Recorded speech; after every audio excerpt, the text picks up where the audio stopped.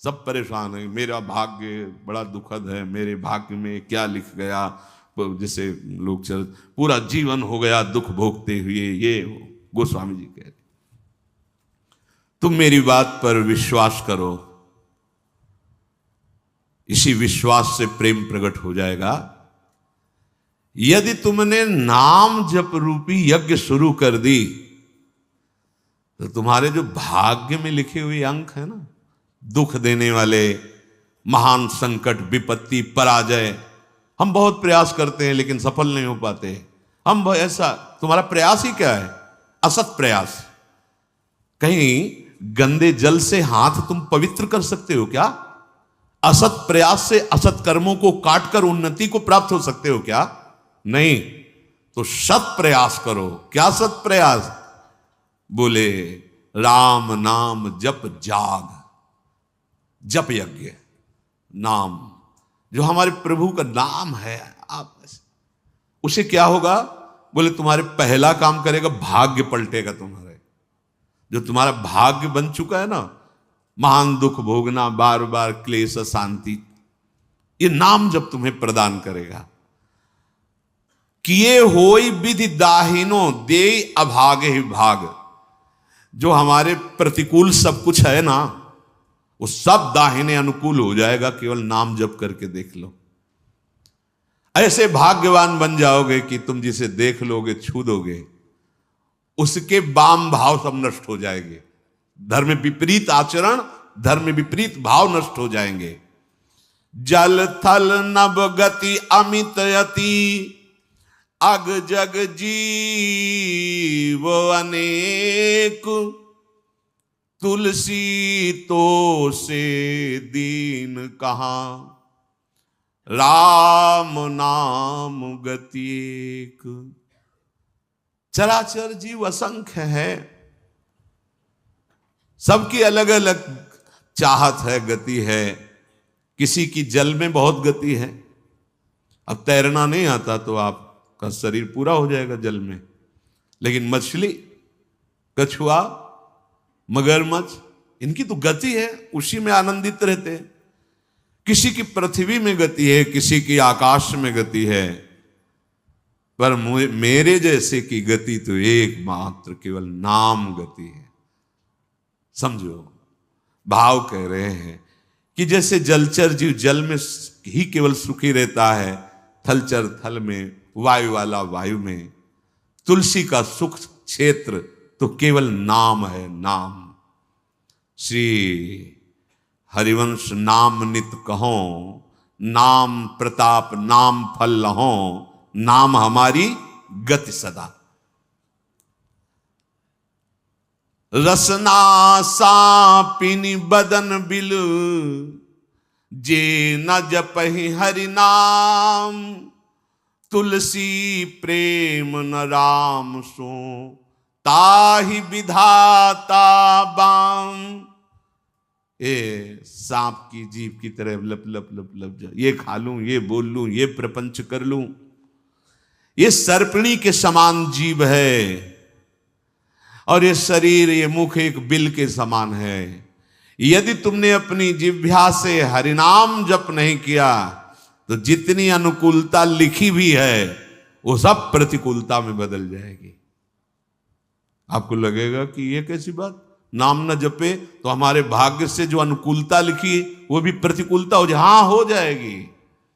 भगवत विमुख की प्रत्येक अनुकूलता प्रतिकूलता से भी भयानक दुख देने वाली होती है, और भगवत सन्मुख की प्रत्येक प्रतिकूलता करोड़ों अनुकूलताओं से भी बढ़कर सुख देने वाली होती है। पढ़ के प्रसंग देख लेना, श्रीमद् भागवत में समंतक मणि का प्रसंग, सत्यराजित का। भारी अनुकूलता समंतक मणि मिली और श्री कृष्ण से विमुख हैं तो दोनों भाई मारे गए और हाथ कुछ नहीं लगा।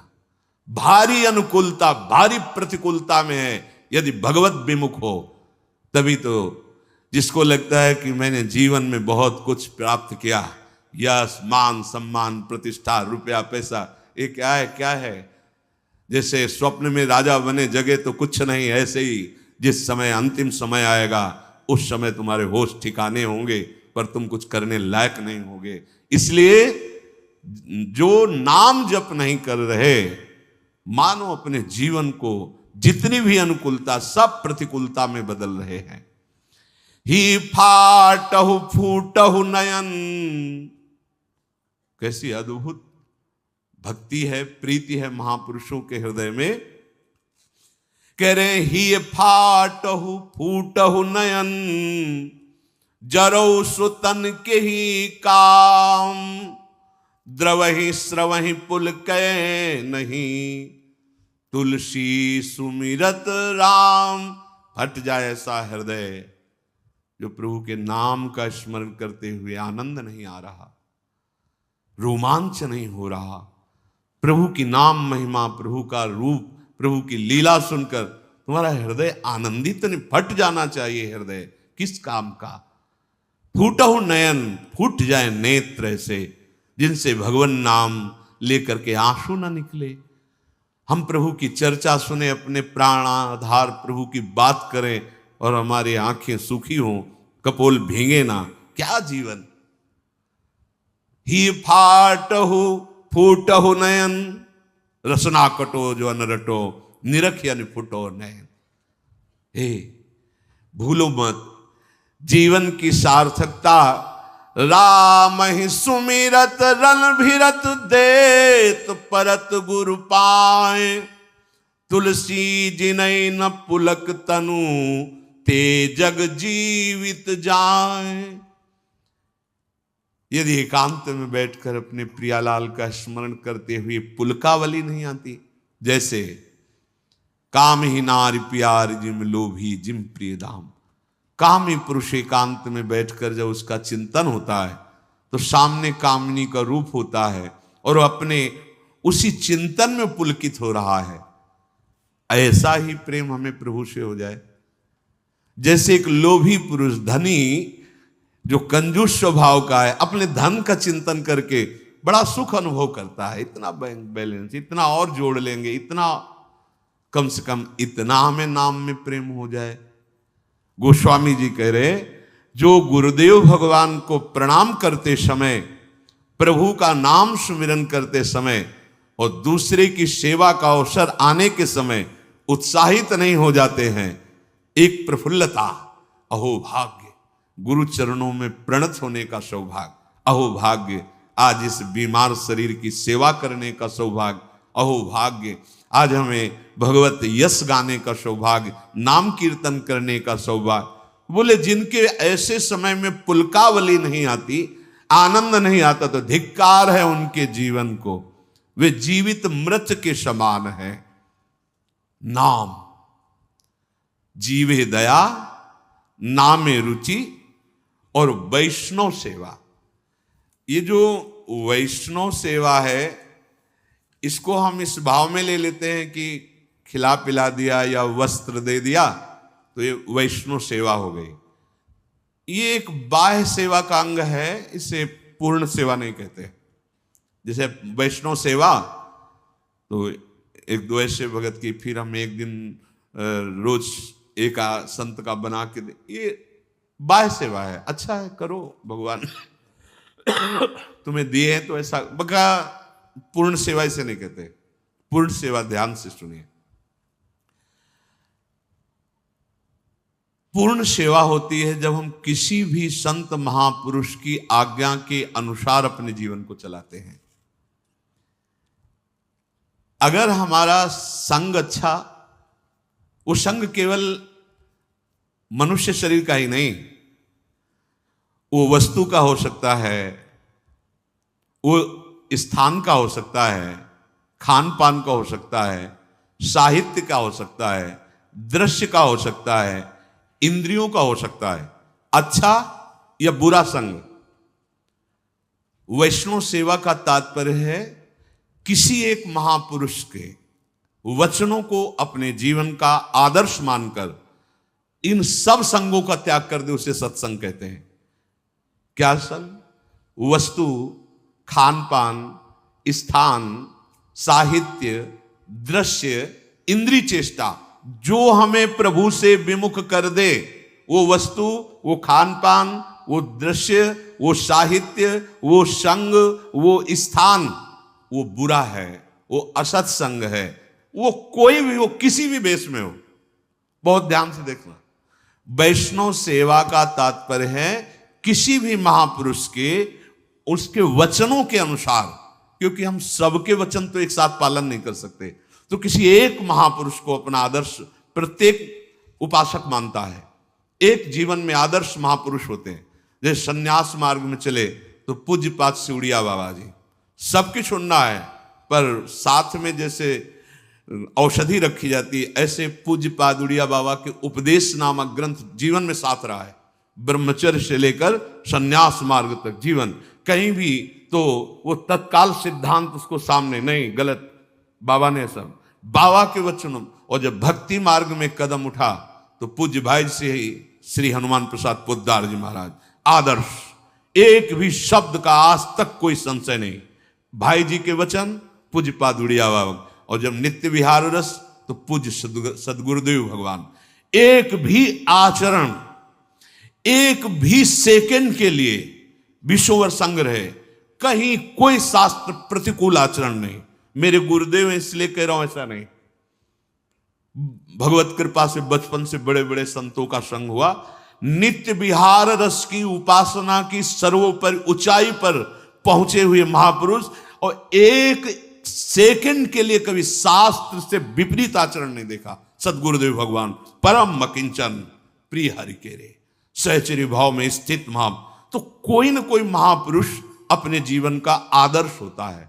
सबसे बड़ी वैष्णव सेवा किसी भी महापुरुष को अपने जीवन का आदर्श बनाकर उनकी आज्ञा के अनुसार चलना।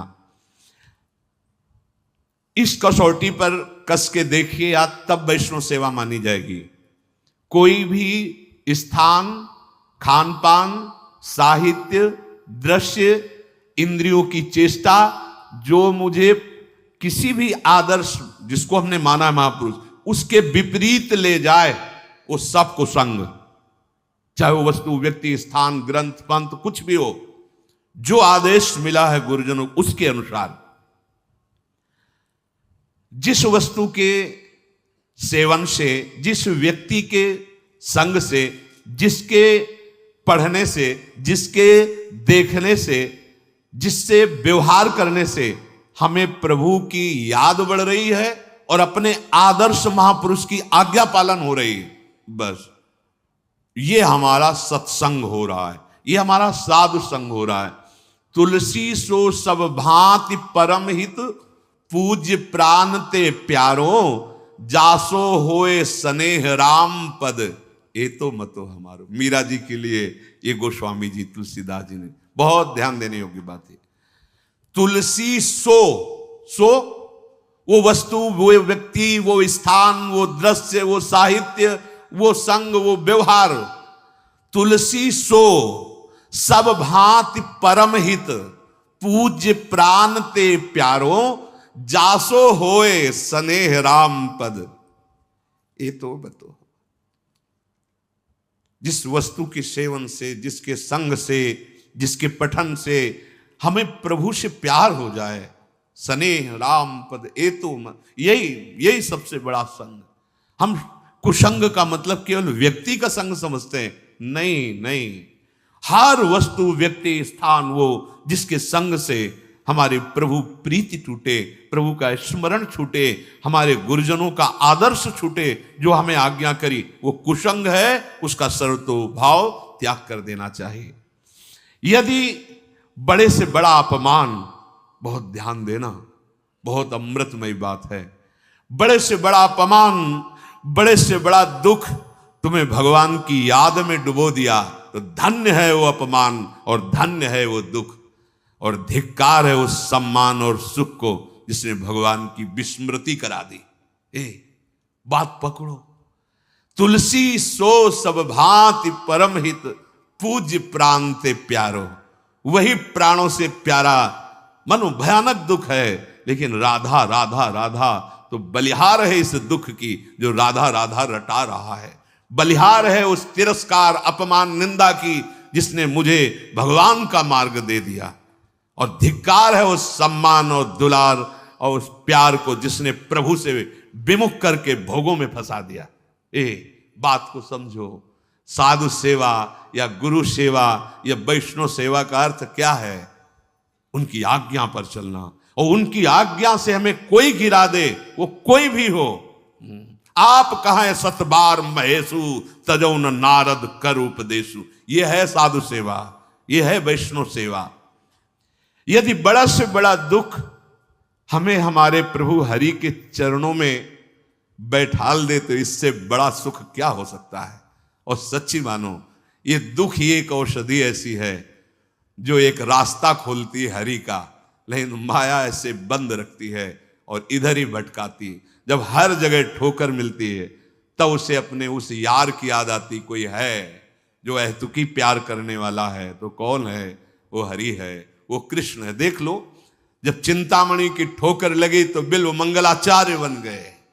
हाँ, जहां आसक्ति होती है और वहां अपमान और तिरस्कार मिलता है तो हरि का दरवाजा खुल जाता है। आ जाओ मेरे पास। कितने कृपालु हैं। मुझे हृदय से उस परिस्थिति का, उस दुख का, उस अपमान का स्वागत करना है जो मुझे प्रभु की याद में डुबो दे। संसार का बड़ा सा बड़ा सम्मान, भोग, वैभव जो मुझे प्रभु से अलग कर दे, तो जरऊ सो संपत्ति सदन सुख सुहृद मातु पितु भाई सन्मुख होत जो राम पद करई न सहस सहाय। आग लगे ऐसी संपत्ति में, ऐसे सम्मान में, ऐसे पद में और ऐसे प्यार दुलार में, चाहे वो कोई भी हो, जो मुझे मेरे भगवान से विमुख कर दे तो आग लगे ऐसे संबंध में।